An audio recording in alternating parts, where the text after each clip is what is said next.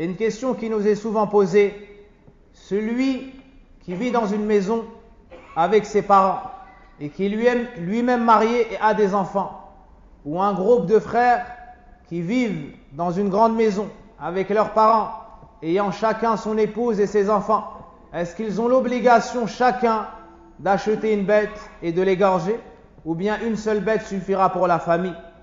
Ibn Baz rahimahullah ta'ala et d'autres comme Abdel Muhsin Abbad hafidahullah ta'ala nous disent que s'ils vivent dans la même maison et qu'ils mangent de la même nourriture et qu'ils vivent dans le même endroit, alors une seule bête sera suffisant.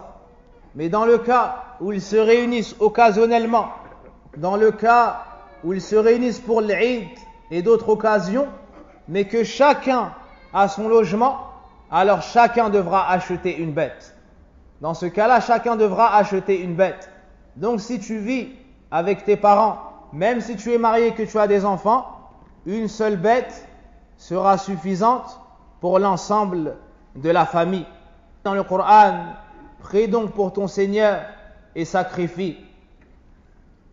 Donc le fait de sacrifier une bête pour Allah subhanahu wa ta'ala le jour du Eid est une des plus grandes adorations par lesquelles le serviteur se rapproche d'Allah.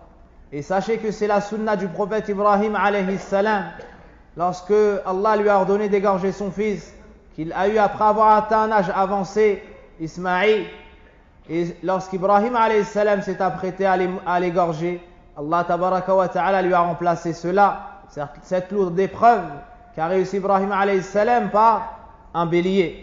C'est également la sunna de notre prophète Mohammed sallallahu alayhi wa sallam.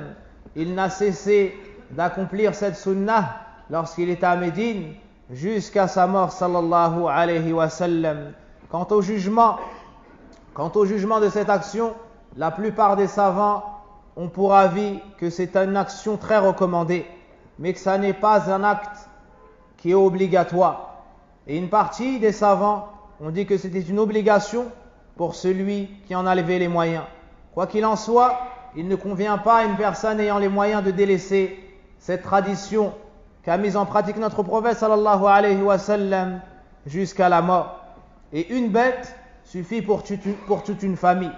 Une bête suffit pour toute une famille.